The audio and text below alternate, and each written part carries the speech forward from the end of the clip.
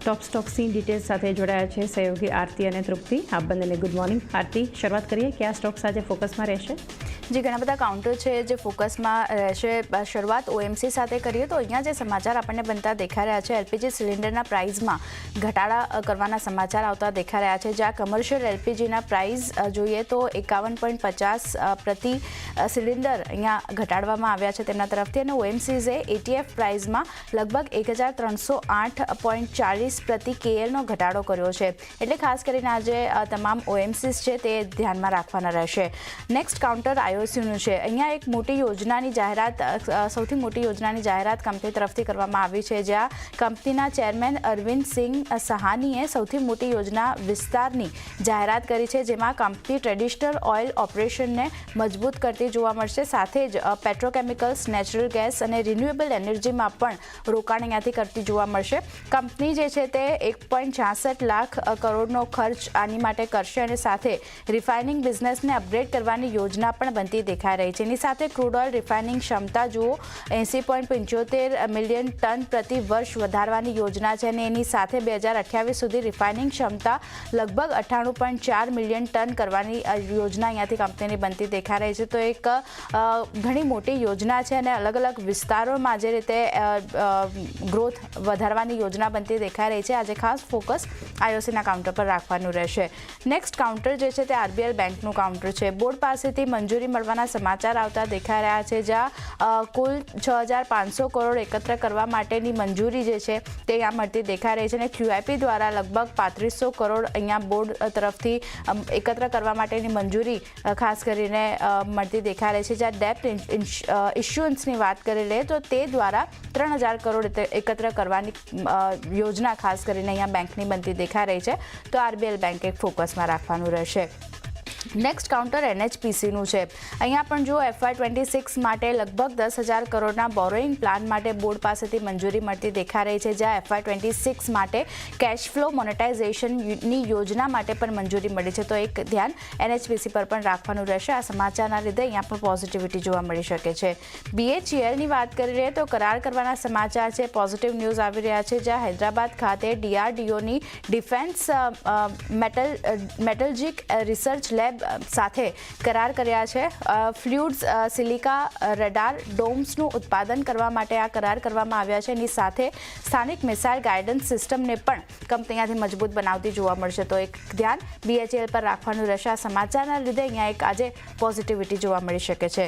Next counter જો વાત કરી લઈએ તો ઓવરઓલ સેક્ટર રિયલ્ટી સ્પેસમાંથી ધ્યાનમાં રાખવાનું રહેશે. શોભા, બ્રિગેડ, પ્રેસ્ટીજ જેવા કાઉન્ટર નજરમાં રહેશે, કારણ કે કર્ણાટક સરકારે પ્રોપર્ટીઝ રજિસ્ટ્રેશન ફીઝ બમણી કરી છે. જે 1% હતી ત્યાંથી વધારીને આ ફીસ જે છે તે હવે 2% કરી છે. એને કારણે એક ફોકસ જે છે તે રિયલ એસ્ટેટ કાઉન્ટર પર રાખવાનું રહેશે.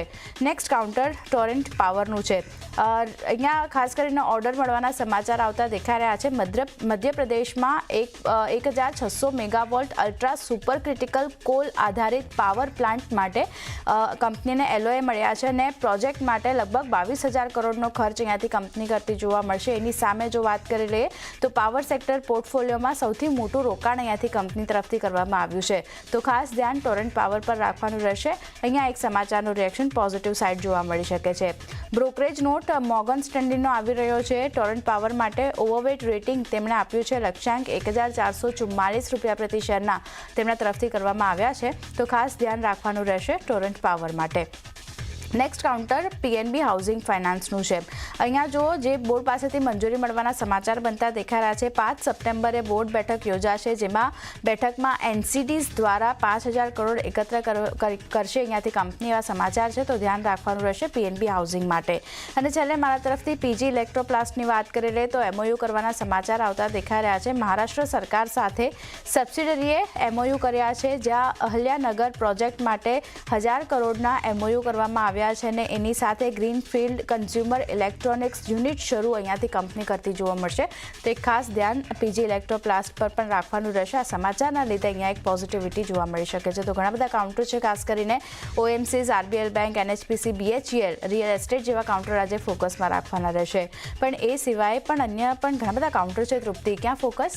હું ખાસ કરીને શરૂઆત કરીશ એનએસસીમાં ડેરિવેટિવ્સમાં નવા અપડેટ આપણી સમક્ષ આવતા જોવા મળ્યા છે, ત્યાંથી શરૂઆત કરીશ. તો ખાસ કરીને બેંક નિફ્ટીની જે લિમિટ જે છે, ખાસ કરીને ખરીદી અને વેચાણની જે લિમિટ હોય છે તે 600થી વધારીને 900 કરવામાં આવી રહી છે. ત્યારે ખાસ કરીને આ કારણસર અહીંયા જે ઓર્ડર્સ જે છે તે કોન્ટ્રાક્ટ પ્રતિ ઓર્ડર જે વધારવામાં આવ્યા છે, કારણસર આપણને આજે CDSL છે, BSEનું કાઉન્ટર છે, એન્જલ બ્રોકર જેવા જેટલા બ્રોકરેજ હાઉસ કંપનીઓ છે બધી જ ફોકસમાં રહેશે. પરંતુ સામે એ પણ જણાવી દઉં કે નિફ્ટી 50નો જે 1800નો કોન્ટ્રાક્ટ જે છે પ્રતિ ઓર્ડર તે યથાવત રહેશે. ફિન નિફ્ટી એટલે કે ફાઇનાન્સ નિફ્ટીનો જે કોન્ટ્રાક્ટ પ્રતિ ઓર્ડર જે છે તે 1800નો છે તે પણ યથાવત રહેશે. નિફ્ટી મિડ કેપમાં પણ કોઈ પ્રકારના ચેન્જીસ નથી થયા અને નિફ્ટી નેક્સ્ટ 50માં પણ કોઈ પણ પ્રકારના કોન્ટ્રાક્ટ જે છે તે પ્રતિ ઓર્ડર અહીંયા ચેન્જ કરવામાં નથી આવ્યા. પરંતુ ખાસ કરીને બેંક નિફ્ટીમાં જે ઓર્ડર્સ પ્રતિ ઓર્ડર જે ચેન્જ કરવામાં આવ્યા છે તે આજથી અહીંયા અમલમાં આપણને મુકાતા જોવા મળી શકે છે. એટલે આ કાઉન્ટર ખાસ કરીને જેટલી પણ BSE જે છે, CDSL જેવા કાઉન્ટર બ્રોકરેજ હાઉસ જે છે એ બધા જ આજે ફોકસમાં આપણને જોવા મળી શકે છે, કારણ કે ખાસ આજે કોન્ટ્રાક્ટ વધ્યા છે તેને કારણે કરીને વોલ્યુમ્સમાં એક વધારો થવાની અપેક્ષા છે. ત્યારબાદ નજર કરશું એથર એનર્જીઝ પર. અહીંયા EL પ્લેટફોર્મનું અનાવરણ કરવામાં આવતું આપણે સમક્ષ જોવા મળી રહ્યું છે. કંપનીએ એથર કોમ્યુનિટીઝ ડે 2025માં મહત્વપૂર્ણ પ્રોડક્ટ્સ અને ટેકનોલોજી જે છે તે અપડેટ કરવાની તેમને જાહેરાત કરવામાં આવી છે, જેમાં EL પ્લેટફોર્મ જે છે તેનું અહીંયા અનાવરણ જે છે તે અહીંયા આપણને થતું જોવા મળી રહ્યું છે. એટલે ખાસ કરીને આ એક આપણને ફોકસમાં જોવા મળી શકે છે. બીજી તરફ નવું જે એથર સ્ટેક 7.0 જે લોન્ચ કંપનીએ કર્યું છે અને વોઇસ એનેબલ અને અન્ય જે નવા ફીચર્સ જે છે કંપનીએ અહીંયા લોન્ચ કર્યા છે, તે સાથે તેમનું જે ફેમિલી સ્કૂટર જે છે જેને આપણે રેસ્ટા કહીએ છીએ તેને પણ તેમને અહીંયા અપગ્રેડ કર્યું છે. તેમને ખાસ કરીને તેને ડેશબોર્ડ કર્યા છે, તેના નવા કલર્સ તેમને લાવી રહ્યા છે, નવા ફીચર્સ એમાં આવતા જોવા મળી રહ્યા છે. દરેકની તેમને જાહેરાત કરી છે. એટલે આ કાઉન્ટર ખાસ ફોકસમાં રહેશે. સામે બીજી તરફ બ્રોકરેજ રિપોર્ટ પણ આપણી સમક્ષ આવતા જોવા મળ્યા છે, જેમાં નોમુરા તરફથી અહીંયા આપણને બાય રેટિંગ્સ જોવા મળ્યા છે. ટાર્ગેટ તેમને ₹458 પ્રતિ શેર કર્યા છે. એટલે કાઉન્ટર ખાસ ફોકસમાં જોવા મળી શકે છે. અદાની પાવર પર નજર કરીએ. અહીંયા પણ પોઝિટિવ સમાચાર આપણી સમક્ષ આવતા જોવા મળ્યા છે. કંપનીને મધ્યપ્રદેશમાં 800 મેગાવોટ થર્મલ પાવર પ્રોજેક્ટ માટે LOA મળ્યો છે, એટલે કે તેમને ઓર્ડર મળ્યો છે. કંપની આના માટે ખાસ કરીને 10,500 કરોડનું રોકાણ જે છે તે મધ્યપ્રદેશ યુનિટ માટે કરશે. પ્રોજેક્ટ માટે ટેરિફ બિડ જે છે તે તેમને 5.83 પ્રતિ યુનિટ જે છે તેમને અહીંયા લગાડી હતી અને કંપનીએ ટોટલ 54 મહિનામાં પૂરો ઓર્ડર જે છે તે કમ્પ્લીટ કરવાનો રહેશે.